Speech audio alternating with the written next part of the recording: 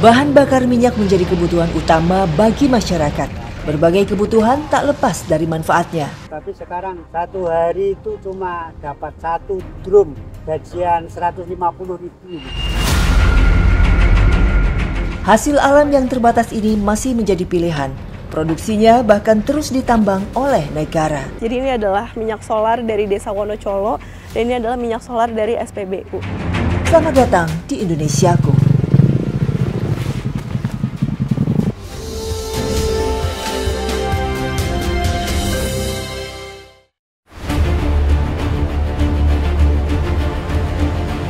Indonesia terkenal dengan kekayaan alamnya.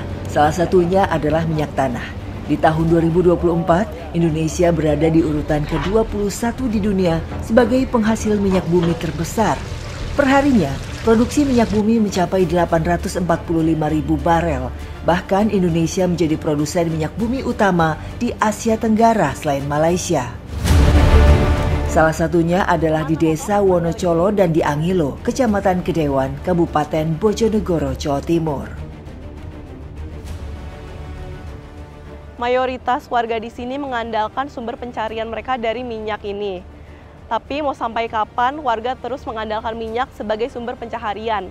Karena minyak bisa habis kapan saja. Selamat datang di Indonesiaku.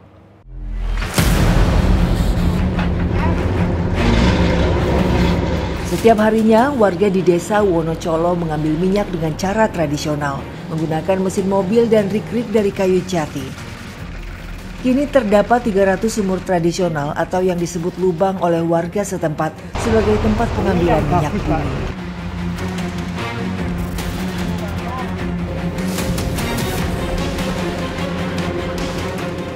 Jadi ini adalah aktivitas pertama dari proses pengolahan minyak di Desa Wonocolo, pusat pertambangan minyak. Jadi pertama-tama ini kita harus memisahkan dulu minyak dari air agar tidak meledak saat dimasak nanti.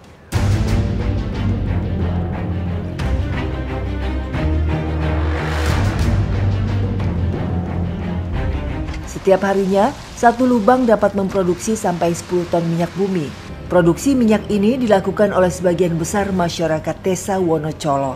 Lebih dari 70% warga di sini mengandalkan mata pencaharian dari minyak. Meskipun begitu, saat ini produksi minyak bumi di Desa Wonocolo sedang menurun. Itu dapat banyak dulu, tapi sekarang satu hari itu cuma dapat berapa? 1 drum. 1 drum. Ya, 1 minggu itu cuma gajian 150.000. Dalam 1 minggu? 1 minggu, ya.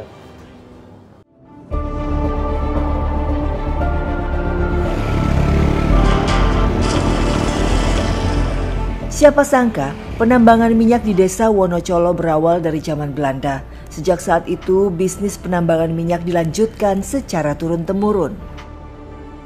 Contoh kecil, ini yang hasil dari Belanda. Oh, ini udah lama ya, Pak ya? Yang besar itu murni real zaman Belanda. Sampai sekarang masih aktivitas, masih bisa membantu perekonomian masyarakat di sini. Dan di sini mungkin 1 hari pengambilannya 2 kali, pagi sama sore.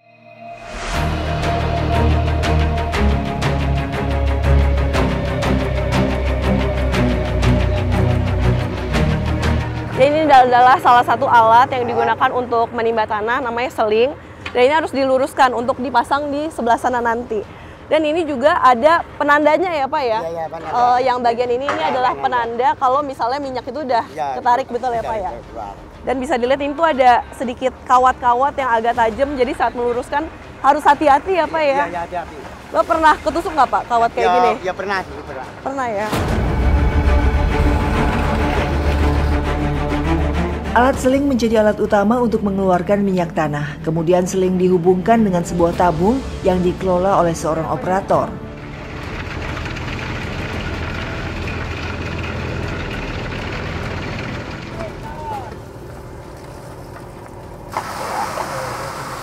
Jadi untuk tiang nyogroknya ini meskipun kelihatannya mungkin nggak sebesar itu ya, tapi ini cukup berat juga sih.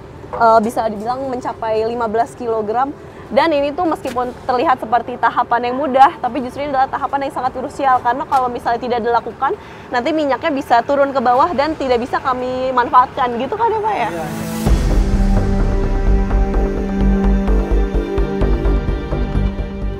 Minyak yang sudah diambil kemudian dipisahkan dari air. Jika sudah selesai, minyak dibawa ke tempat proses penyulingan.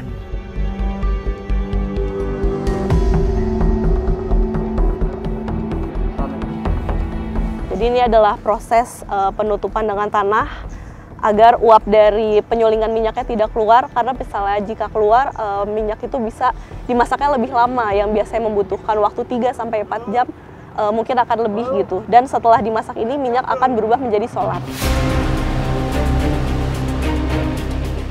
Proses penutupan tempat uap dengan tanah harus dilakukan dengan hati-hati. Dol Kosim, buruh minyak, pernah menyaksikan adanya ledakan di tempat penyulingan. Nanti mumbul. Pernah nggak Pak tapi kejadian kayak gitu? Nggak pernah, tapi orang-orang Sering apa? Sering Meledak itu. Oh, sering meledak ya. Yang namanya pekerjaan, apalagi ini secara tradisional, Mbak, ya mungkin tingkat keselamatannya kadang kecerobohan ya pasti ada, cuma tidak terlalu fatal. Mungkin contoh kecil ya secara tidak langsung mungkin terjadi kebakaran yang kecil ya wajar lah.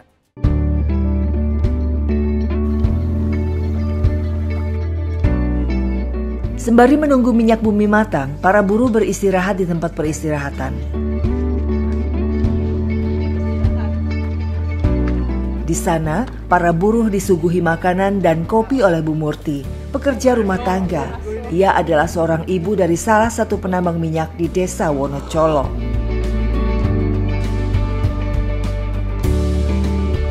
Itu Ibu tiap hari bikin cemilan, selain cemilan ada lagi nggak Bu? Bikin kopi, masakin. Itu penghasilannya cukup nggak sih Bu buat sehari-hari? Ya cukup nggak cukup, kadang-kadang ya kurang.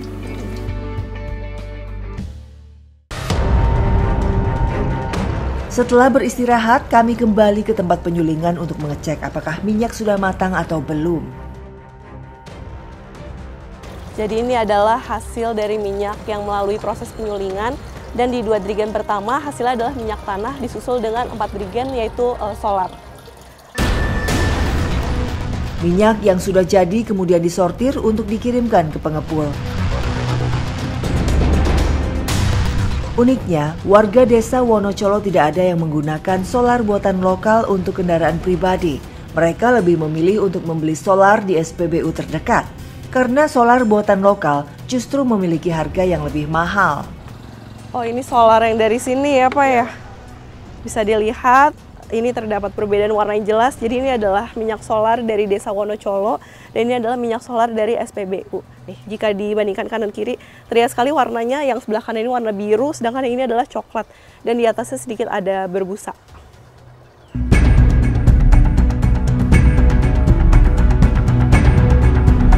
Biasanya pembelinya adalah pembeli borongan, namun terkadang ada juga pembeli eceran. Jadi dari 2 dirigen ini semuanya dihargai 400.000, dan ini masih harus dibagi lagi dengan pemilik lubang dan buruh dan operator dari minyak ini. Nih ya Mas, saya kembalikan. Ya,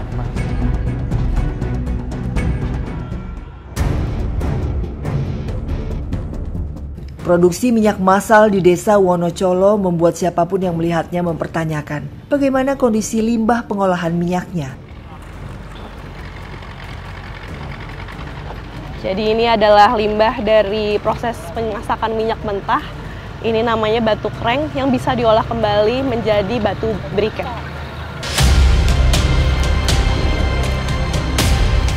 Limbah pengolahan minyak berupa batu kereng tidak akan terbuang secara cuma-cuma, karena batu kereng ini dikumpulkan kemudian diambil oleh pengepul.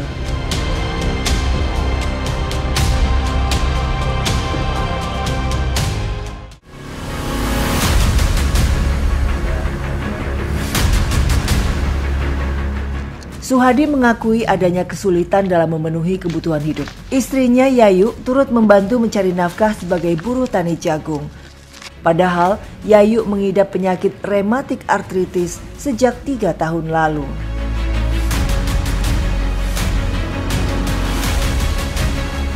Jadi saya bantu-bantu suami saya. Kalau suami saya nggak bisa diandalkan, untuk belanja masih kurang. buat beli sayur lauk itu saya yang ikut bantuin. Ibu, tapi ini kalau sekali panen diupah berapa sih, Bu? Kadangan 20, kadangan 30. Kalau 20 itu gak dikasih makan satu kali sama minum air putih. Kalau 30 itu nggak dikasih apa-apa. Terus kalau nggak dapat penghasilan apa Ibu nyari kerjaan lain gitu, Bu? Nggak ada kerjaan lain. Nggak ada kerjaan lain. Kalau nggak musim panen nggak anunan. Beli rencek, ambil rencek di hutan.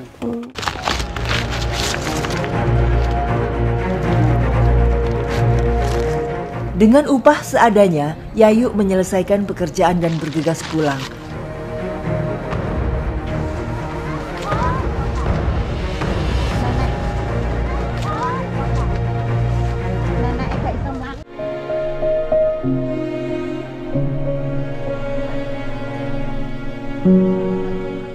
Sesampainya di rumah, Yayu menyiapkan bahan masakan untuk memasak nasi jagung. Meskipun sudah dilarang oleh dokter, Yayu tidak memiliki pilihan lain selain tetap bekerja. Kerja keras Yayu dan suami tetap saja tidak cukup untuk memenuhi kebutuhan sehari-hari. Bapak Ibu emang sering makan nasi jagung berarti ya Pak Bu ya? Sering. Kalau desa itu makannya ya kadang beras, kadang jagung. Mau beli beras, berasnya sekarang mahal. lagi mahal Ibu ya? Nggak mampu beli beras. Jadinya Punya pakai nasi jagung. Nasi jagung, ya dimakan nasi jagung aja.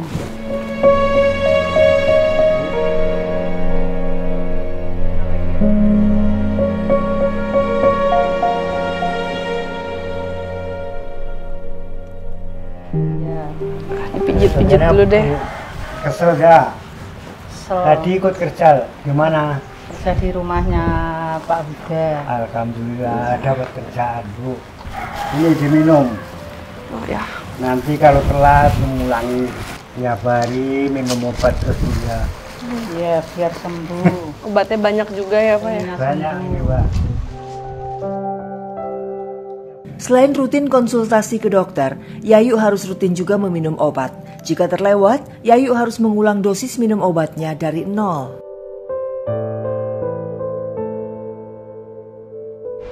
Kaku tangannya ya? Iya, terus Sendinya. sendi. Kata Pak dokter katanya apa? Rematik artritis.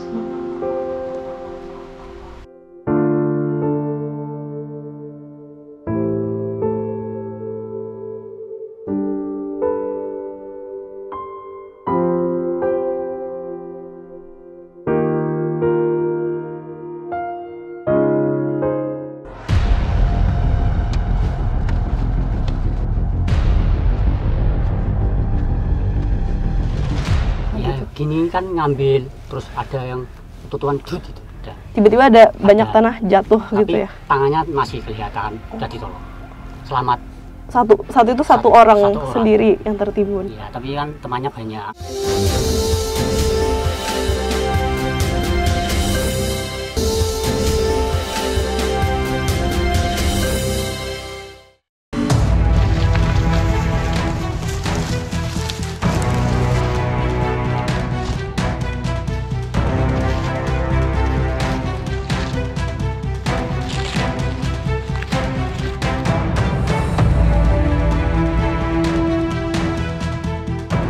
Kalau tanah Grumosol mempersulit pertanian jagung, justru jenis tanah ini menguntungkan para warga di Desa Rendeng, Kecamatan Malo, Kabupaten Bojonegoro.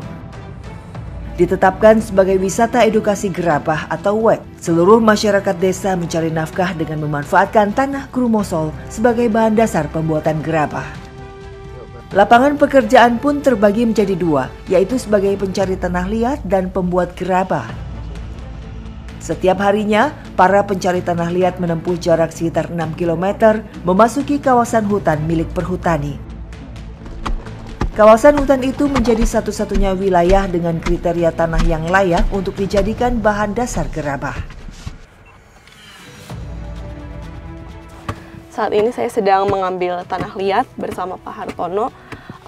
tepatnya di Desa Rendean. Di sini juga pusat gerabah ya, makanya di sini mengambil tanah untuk dibuat gerabah nantinya. Dan saat ini saya sedang berada di dalam lubang, tapi karena sedang musim hujan, makanya lubangnya pendek. Sedangkan kalau musim kemarau biasanya bisa mencapai sampai 15 meter kedalamannya.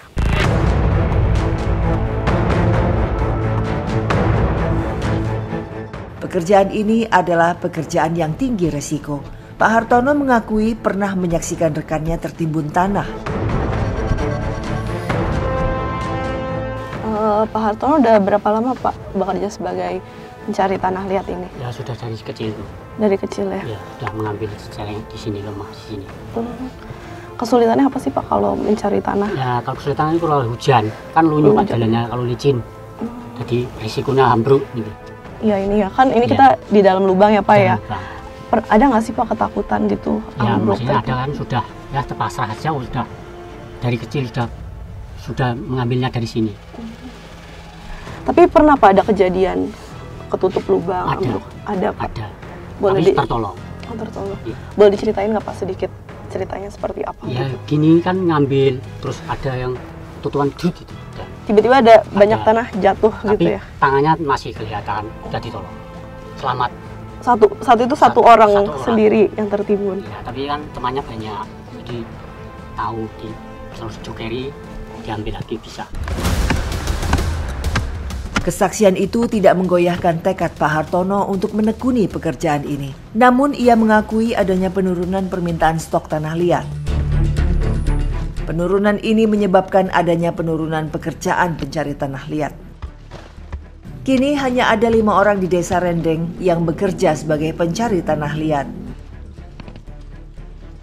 Boleh diceritain nggak sih Pak kenapa sampai menurun seperti itu? Nah kalau kemarin itu kan membuatnya itu besar-besar, ya disetorkan ke Ponorogo, ke Jogja, ke Semarang kan itu. Nah kalau sekarang kan enggak, membuatnya kan kecil-kecil. Jadi kalau mengambil 2 karung itu enggak terlalu banyak tuh, maksudnya irit. Nah. Kalau dulu bisa mengambil sampai berapa karung Pak saat lagi banyak-banyaknya? Kalau zaman dulu kan sepeda ontel, bukan sepeda motor sekarang. Sekarang kan sepeda motor, kalau dulu sepeda ontel. Itu kalau 1 hari saya balik ke, maksudnya mengambilnya itu 5 kali, 7 kali. Kalau sekarang hanya 2 kali apa ya? 2 kali, 3 kali itu. Yang ambil kan sekarang tidak banyak, kalau dulu banyak. Berarti pemasukannya berkurang juga ya Pak ya? Tapi kalau mengandalkan dari sini aja Bapak sehari-hari gimana sih Pak? Apakah cukup? Nggak cukup. Cukup. Terus apa Bapak mencari penghasilan dari tempat lain gitu? Ya di mana kerja tuh, jadi yang kuli bangunan atau apa-apa itu. Kalau sini aja sampingan aja itu. Kalau Ibu gimana Pak? Masih bikin gerabah? Kalau Ibu di rumah ya bikin. Ini dengan itang. Berarti ini ngambil buat Ibu aja atau buat dijual juga Pak? Buat dijual juga ya. Meskipun sudah berada di pusat pengambilan tanah liat, tanah di sini memiliki karakteristik yang berbeda.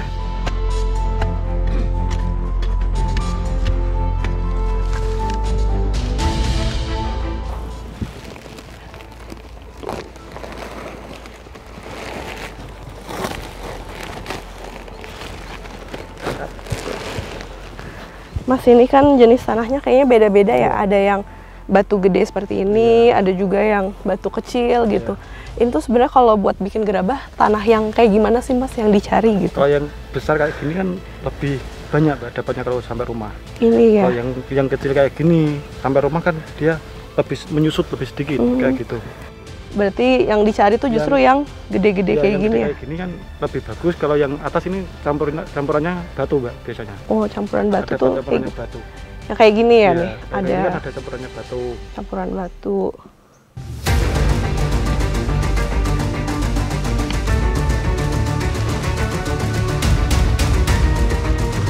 Setelah selesai, tanah liat dimasukkan ke dalam karung. Per karung tanah liat berbobot 70 kg. Biasanya seorang pencari tanah liat bisa mendapatkan 2 karung per hari. 1 karungnya dapat diproduksi menjadi 40 sampai 50 gerabah. Udah ya Pak ya? Jadi ini yang harus dilakukan oleh para pencari tanah liat setiap hari. Dan bagi saya yang pertama kali melakukan ini sangat melelahkan, tidak terbayangkan bagi mereka yang melakukan ini setiap harinya untuk mencari nafkah dengan upah yang tidak seberapa.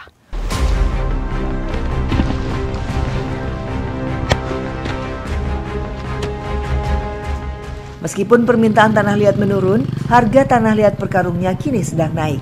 Dari harga Rp6.000 per karung menjadi Rp15.000. Kenaikan harga ini adalah bentuk kompensasi dari jalanan yang rusak.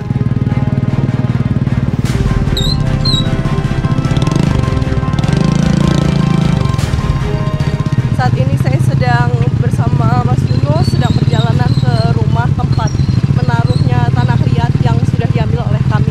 Nantinya di rumah itu biasanya para pembuat gerabah datang dan membeli tanah liat yang kami ambil.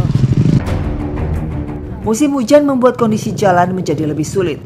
Jalanan yang dipenuhi oleh tanah otomatis berubah menjadi jalanan lumpur.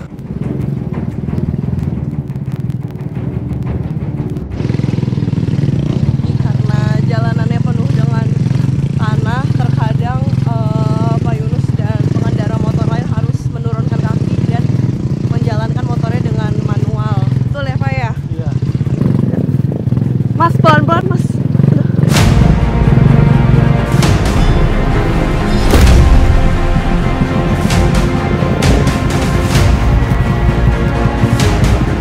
Jadi saat saya sedang naik motor bersama Mas Yunus, motornya terjatuh karena medannya yang cukup sulit dan bawaan kita yang cukup berat. Bikin saya membawa 2 karung tanah liat dengan berat 70 kg di karungnya. Mas, gak apa-apa Mas? Udah, gak apa-apa. Bisa lanjut lagi Mas? Ya udah, kita lanjut ya Mas ya.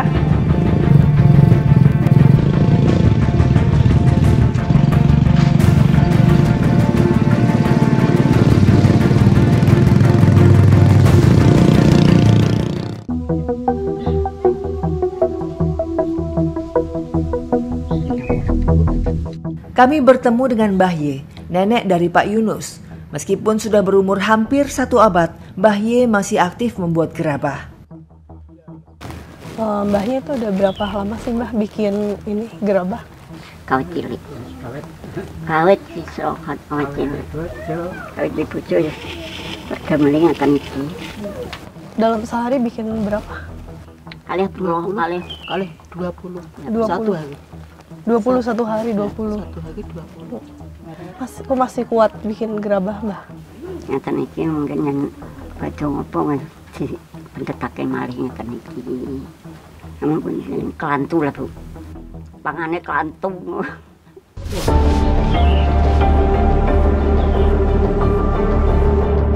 Meskipun kekuatan fisik sudah berkurang, hal itu tidak mematahkan semangat Mbah Ye untuk membuat gerabah. Ini semua dilakukan demi mencari nafkah dan menyambung hidup. Penasaran, saya pun mencoba membuat gerabah seperti buatan Mbah Ye. Jadi meskipun ini terlihatnya mudah ya, tinggal diputer-puter aja. Tapi pada kenyataannya tidak segampang itu karena ini saya dari tadi udah muter tidak berbentuk apa-apa gitu. Ya, salah ya Ibu ya, Mbah. Ini cara bikinnya.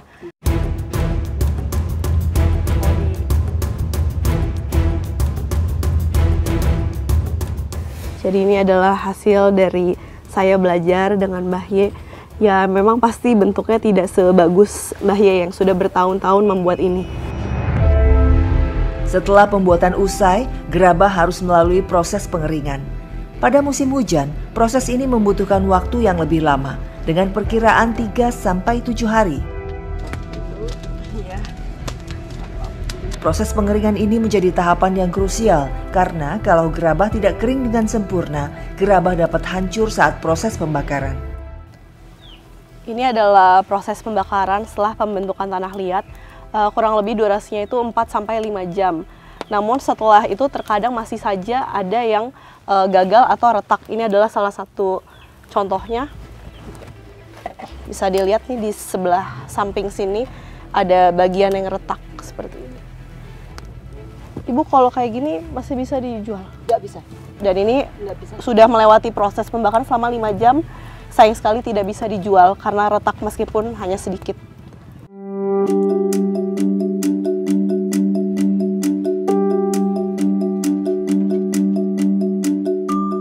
Setelah proses pembakaran, gerabah harus didinginkan terlebih dulu.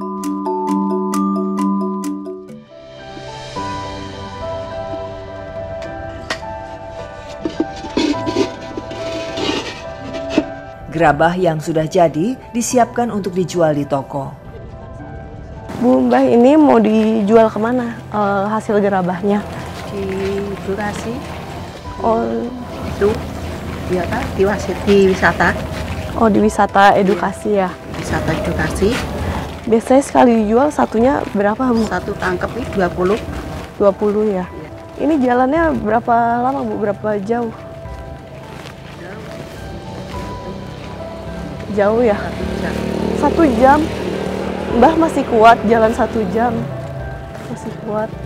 Ya udah, kita lanjut jalan lagi ya, Bu. Mbah.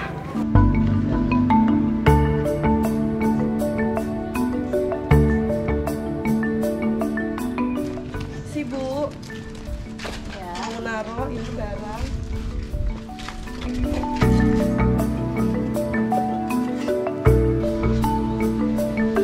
Jadi ini kami sudah sampai di pusat wisata edukasi Gerabah Desa Rendeng. Nah, di sini itu biasanya tempat ibu menaruh gerabah yang sudah jadi. Berarti ini udah aman ya, Mbak ya?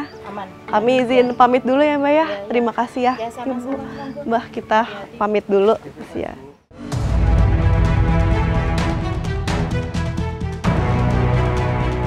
Selain dijual ke toko gerabah, pengrajin juga menerima pesanan keluar kota. Jadi ini adalah hasil dari produk di Desa Rendeng. Ini adalah celengan macan ya. Dan ini sedang akan dikirimkan ke pemesan. Saat ini pemesannya berada di Magelang.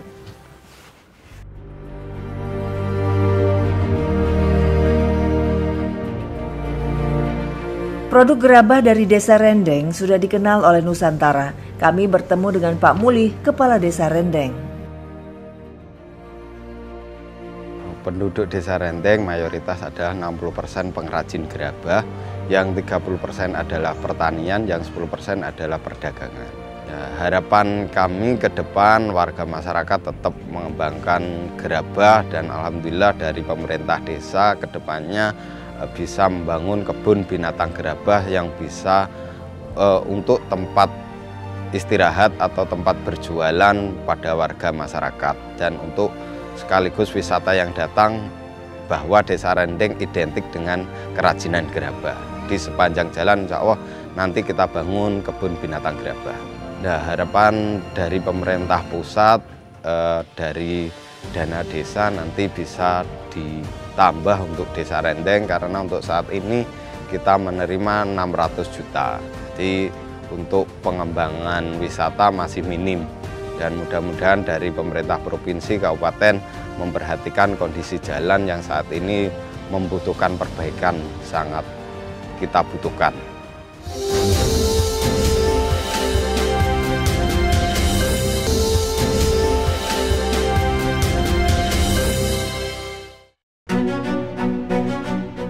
Memiliki sumber daya alam yang mencukupi adalah sebuah berkat.